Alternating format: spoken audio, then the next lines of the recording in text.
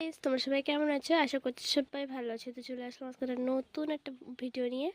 তো আগের দিন তোমরা সবাই দেখেছিলে যে আমার এই ড্রাগন গাছটা, তো ওটা দেখো কত লম্বা হয়ে গেছে, সেই জন্য আমি ওই লাঠিটা এইভাবে আর করে দিয়েছি। তো এই গাছটাও দেখেছিলে যে আগের দিন কতটা ছোট ছিল, তো দেখো এটা কত বড় হয়ে গেছে এবং চেহারাটা দেখো কত সুন্দর হয়েছে। তো এটাও দেখো, তো আগের দিন দেখেছিলে এগুলো ছিল না, এগুলো বাট আমি কিছুদিন হচ্ছে এগুলো এনে আমি লাগিয়েছি আবার। তো কত সুন্দর, এটা হচ্ছে ইয়েলো, এটা হচ্ছে হোয়াইট, এটা হচ্ছে পিঙ্ক। তো এই গাছটা মনে হচ্ছে মরে যাবে, এটা বাঁচার খুবই সম্ভাবনা কম আছে। তো এই গাছটা এত সুন্দর চেহারা কেন হলো তোমরা কি কেউ কি জানো? এই মাটির সাথে অনেক কিছু মেশানো আছে, যার জন্য এই গাছটার চেহারা এত সুন্দর হয়েছে।